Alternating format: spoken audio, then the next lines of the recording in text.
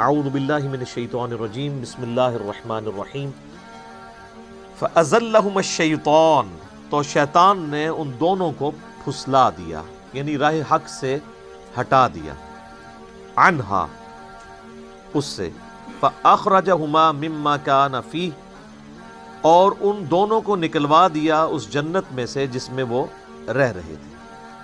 اب اللہ تعالیٰ نے یہاں پہ تثنیہ کا صیغہ استعمال کیا، یعنی ان دونوں۔ کرسچینٹی کے اندر یہ چیز مشہور کر دی گئی کہ یہ سیدہ حوا تھی جنہوں نے سیدنا آدم علیہ السلام کو بہکایا، نعوذ باللہ۔ اور یہی چیز جو ہے وہ ہم مسلمانوں کے ہاں بھی پائی جاتی ہے کہ جی وہ حضرت آدم علیہ السلام کو بھی عورت نے نکلوایا تھا۔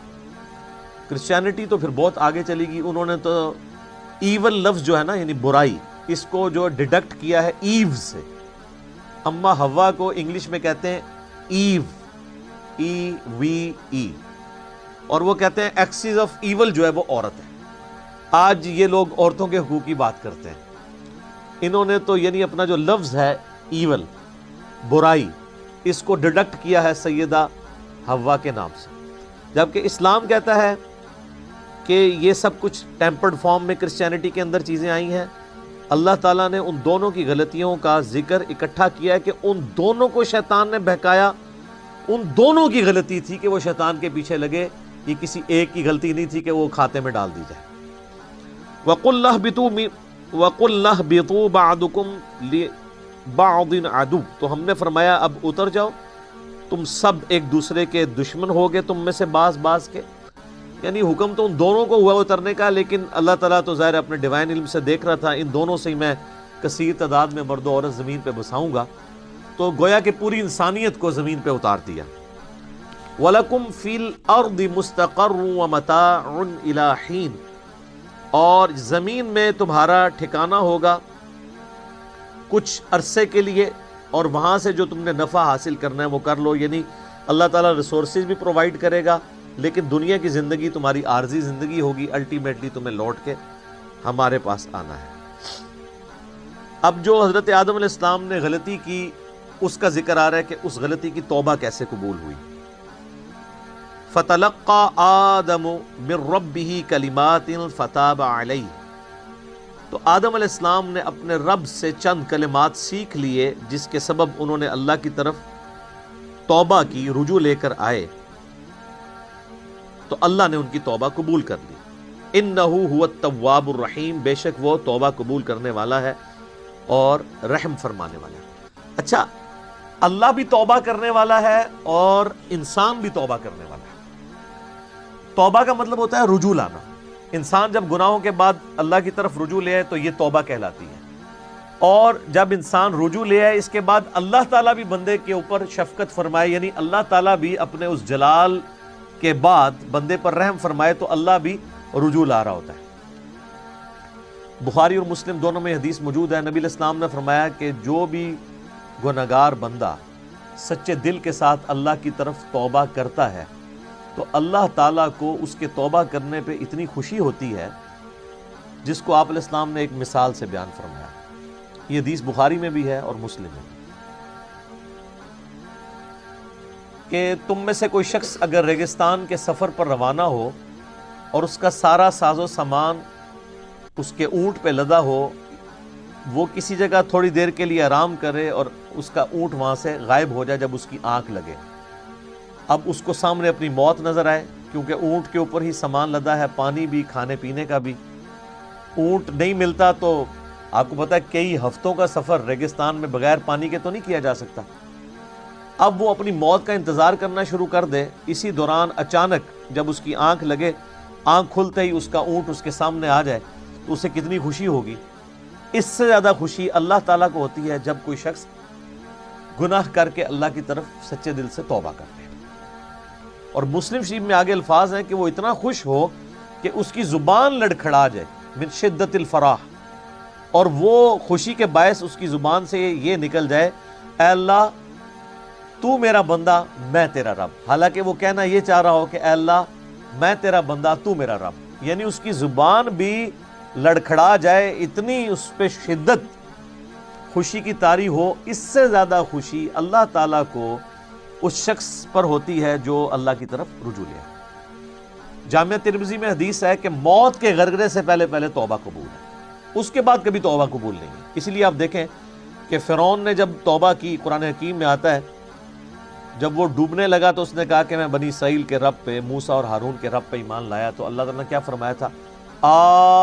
الآن، اب لے کے آیا توبہ، کوئی فائدہ نہیں۔ نزع کے عالم سے پہلے جو توبہ کر لے گا اس کی توبہ ایکسیپٹیبل ہے، ادروائز کوئی توبہ نہیں۔ تو اللہ تعالیٰ تو مائل بکرم ہے۔ بخاری اور مسلم دونوں میں حدیث ہے کہ اللہ تعالیٰ نے مخلوقات کی پیدائش سے پہلے اپنے پاس عرش پہ یہ عبارت لکھ لی تھی کہ میری رحمت میرے غضب پہ بھاری رہے گی، اور یہ انسان کے پاس بہت بڑا ایسٹ ہے کہ اللہ کی رحمت اس کے غضب پر بھاری ہے، ادروائز یہ ایکول بھی ہوتی اور صفت عدل اللہ کی غالب ہوتی تو مارے گئے تھے۔ عدل کریں تے تھر تھر کمن اچیاں شانہ والے، فضل کریں تے بخشے جاون میں ورگے منہ کالے۔ واقعی اگر عدل پہ بات آ جائے تو کوئی نہیں، اور یہ قرآن حکیم میں کئی جگہ یہ مضمون آیا ہے۔ سورہ فاطر کے اینڈ پہ بھی آپ چلے جائیں، اللہ تعالیٰ فرماتا ہے کہ اگر اللہ تعالیٰ لوگوں کو ان کے گناہوں پہ پکڑنا شروع کر دیتا تو کوئی بھی مخلوق زندہ نہ رہتی روئے ارض کے اوپر، اگر یعنی اللہ تعالیٰ پکڑ شروع فرما دیتا تو یہ اللہ تعالیٰ ڈھیل دیتا ہے انسان کو کہ انسان اللہ کی طرف پلٹ آئے۔ بخاری اور مسلم دونوں میں حدیث ہے، نبی علیہ السلام نے فرمایا کہ حدیث قدسی ہے کہ جب میرا بندہ میری طرف ایک بالشت آتا ہے میں ایک ہاتھ اس کی طرف بڑھتا ہوں، وہ ایک ہاتھ بڑھتا ہے میں 2 ہاتھ اس کی طرف بڑھتا ہوں، 10 ہاتھ بڑھتا ہوں، وہ چل کے آتا ہے میں اس کی طرف دوڑ کے آتا ہوں۔ اور پھر آپ علیہ السلام فرمایا کہ اللہ تعالیٰ فرماتا ہے کہ میرا بندہ مجھے دل میں یاد کرے میں اسے دل میں یاد کرتا ہوں، وہ کسی مجلس میں یاد کرے میں اسے بہتر مجلس میں یاد کرتا ہوں۔ اور یہ حدیث اس بات کا ثبوت ہے کہ اللہ تبارک و تعالی انسان سے بڑھ کر اس پر رجوع فرمانے والا ہے، یعنی انسان ایک قدم بڑھتا ہے تو اللہ تعالیٰ 10 قدم اس کی طرف آتا ہے، بشرطے کہ وہ صدق دل سے اللہ کی طرف لوٹ آئے۔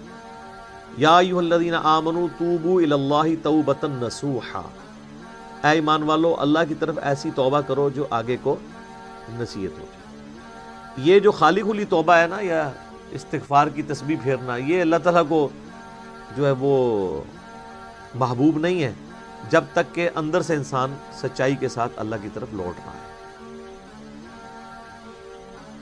پورے قرآن حکیم میں کوئی ایک آیت بھی ایسی نہیں ہے جس میں اللہ تعالیٰ نے یہ فرمایا ہو کہ جتنی مرضی بغاوت کر لو اور اس کے بعد باغی رہو تو میں تمہیں معاف کر دوں گا۔ ہمیشہ یہ ٹاپک آیا ہے کہ جو کوئی بغاوت کرتے ہیں اس کے بعد فوراً توبہ کر لیں اور پھر اپنی اصلاح بھی کر لیں، صرف توبہ نہیں، پھر اللہ تعالیٰ ان کو معاف کر دیں۔ وہ تو پھر سورہ الفرقان کی آیت نمبر 70 میں ہے کہ اگر شرک سے بھی توبہ کر لے گا تو ہم اس کے گناہوں کو بھی نیکیوں سے بدل دیں گے۔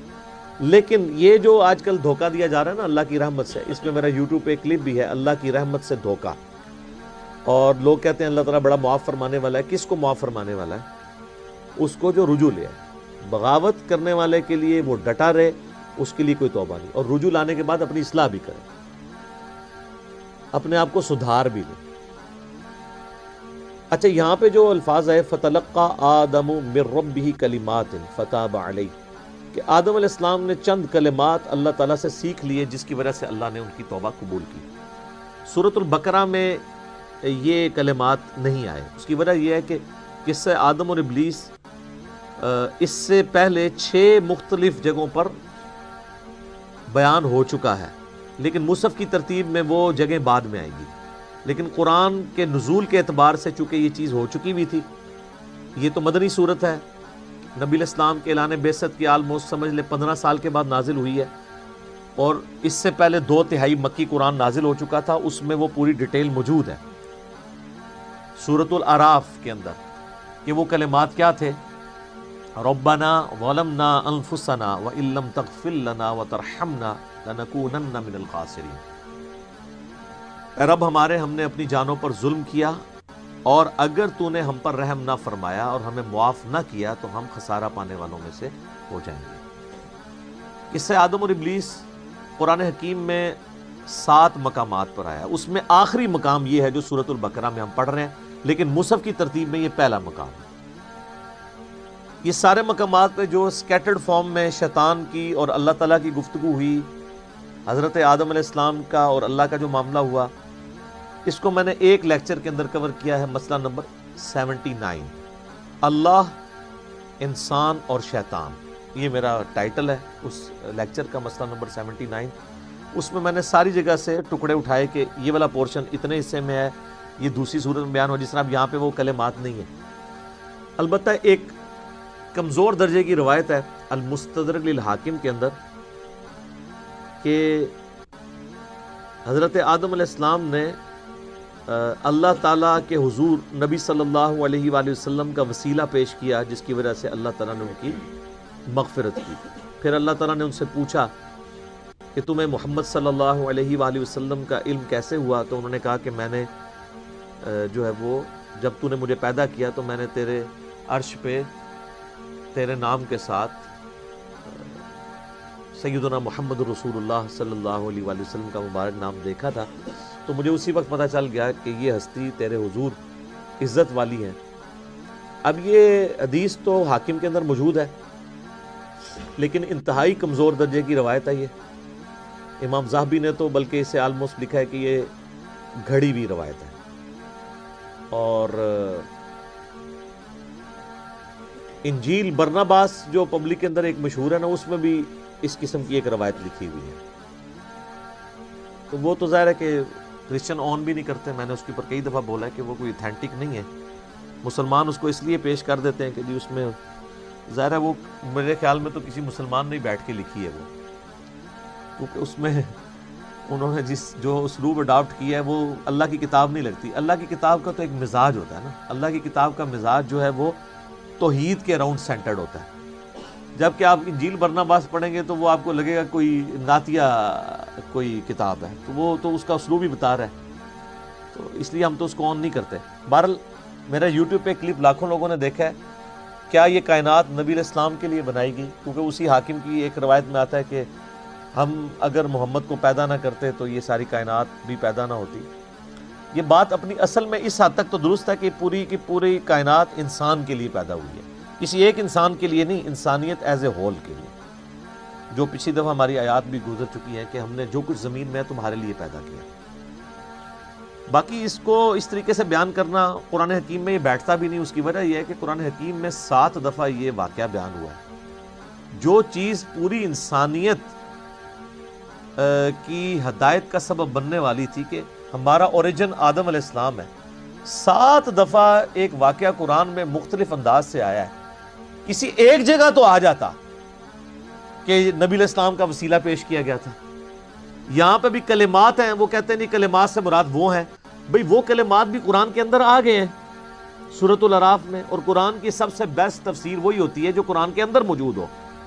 تو جب قرآن خود بتا رہا ہے کہ کن کلمات کے ساتھ توبہ کی تھی، ربنا ظلمنا انفسنا وان لم تغفر لنا وترحمنا لنکونن من الخاسرین، وہ کہتا نہیں یہ بھی پڑھا تھا، نال ہے بھی پڑھا سی، اوئی وقنا عذاب القبر وقنا عذاب الحشر، کتنے لکھے ہے؟ وہ کہتے نہیں قرآن میں تو لکھا ہوا ہے ربنا آتینا فی الدنیا حسنہ وفی الآخرۃ حسنۃ وقنا عذاب النار، اور وقنا عذاب القبر وقنا عذاب الحشر تو لوگ خود نہیں لگایا ہوا نا لوگوں نے۔ تو اس کو پھر انہوں نے ایک مسئلہ بنا لیا، ایک ضد کا، پھر کہتے ہیں کہ جی یہ آپ گستاخی کرتے ہیں جب آپ اس طرح کی روایتوں کو نہیں مانتے۔ روایتیں نبی علیہ السلام سے ثابت ہوں گی تو مانی جائیں گی نا، ان کی سند صحیح ہوگی تو مانی جائیں گی نا، گستاخی والی کون سی بات ہے؟ یہ تو اسی طریقے سے ہے کہ اگر ہم عیسائیوں سے یہ کہیں کہ حضرت عیسیٰ علیہ السلام اللہ کے بیٹے نہیں ہیں، اور سورۃ المائدہ کی وہ آیت پڑھ دیں، آیت نمبر 75 نمبر آیت، کہ عیسیٰ اور ان کی ماں تو کھانے کے محتاج تھے، ایسے لوگ تمہارے مشکل کشا کیسے ہو سکتے ہیں جو روٹی کھانے کے محتاج ہوں؟ تو وہ عیسائی تو یہ سمجھے گا حضرت عیسیٰ کی توہین ہو گئی ہے۔ اس سے بھی بڑھ کے سورۃ المائدہ کی آیت نمبر 17 ہے کہ اگر اللہ اس چیز کا ارادہ کرے کہ عیسیٰ کو، اس کی ماں کو، اور جتنے لوگ ہیں زمین میں ان کو موت دے دے، تو تو اللہ کا کوئی کیا بگاڑ لے گا؟ تو کہیں گے او ہو بڑی توہین کر دی آپ نے. بھائی توہین تو تب ہوتی ہے نا جب کسی انسان کے ساتھ کمپیئر کروایا جا رہا ہو. جب اللہ تعالیٰ توحید بیان کرے گا تو آپ کے ذوم میں آٹومیٹیکلی توہین آ جائے گی. اس میں انبیاء کی توہین نہیں ہے بلکہ انبیاء ہی نے میں یہ تعلیم دی ہے. ورنہ میں علم الکلام میں پھکی کے طور پہ ایک جواب دیتا ہوں کہ جامعہ ترمذی میں، سنن ابی داؤد میں، سنن ابن ماجہ میں حدیث ہے، نبی علیہ السلام کو ایک صحابی نے سجدہ کیا. آپ علیہ السلام فرمایا سر اٹھا یہ کیا کر رہا ہے؟ کہ یا رسول اللہ میں وہ کوفے کے پاس ہیرا نامی ایک شہر ہے وہاں گیا تھا، میں نے دیکھا لوگ اپنے سردار کو سجدہ کرتے ہیں، تو آپ تو اللہ کے رسول ہیں، آپ زیادہ حقدار ہیں کہ ہم آپ کو سجدہ کریں. آپ تو ہمارے مذہبی پیشوا بھی ہیں، ہمارے پولیٹیکل لیڈر بھی ہیں، ہمارے ہر لحاظ سے ہمارا سب کچھ آپ ہی ہیں. تو آپ علیہ السلام نے فرمایا کہ مجھے بتاؤ جب میں فوت ہو جاؤں گا اور تم میری قبر سے گزرو گے، کیا میری قبر پہ بھی سجدہ کرو گے؟ انہوں نے کہا نہیں یا رسول اللہ. تو فرمایا پھر مجھے کیوں سجدہ کر رہے ہو؟ اگر میں سجدہ جائز سمجھتا تو بیویوں سے کہتا کہ اپنے خاوندوں کو سجدہ کریں اس حق کے سبب جو اللہ نے ان کو دیا. اب مجھے بتائیں کیا نبی علیہ السلام نے اپنی توہین خود کر دی؟ وہ صحابی تو حضور کی عزت میں حضور کو سجدہ کر رہا تھا نا، حضور سے محبت کا اظہار کر رہا تھا نا. تو یہ جو کہتے ہیں عشق دے چلے نمبر لے گئے تے چلا تے صحابی بھی ہو جائے تے حضور علیہ السلام قبول نہیں کرتے. آ گیا چلے سر چوک یعنی بریکٹ میں، یہ کیا کر رہا ہے؟ عشق دے چلے نہیں نمبر لے گئے، علم والے. انما یخشی اللہ من عبادہ العلماء، اللہ کی خشیت اور معرفت صرف اہل علم کو. قل رب زدنی علما، اے نبی تم بھی دعا کیا کرو اے میرے رب میرے علم میں اضافہ کر. قل هل يستوي الذين يعلمون والذين لا يعلمون انما يتذكر اولو الالباب.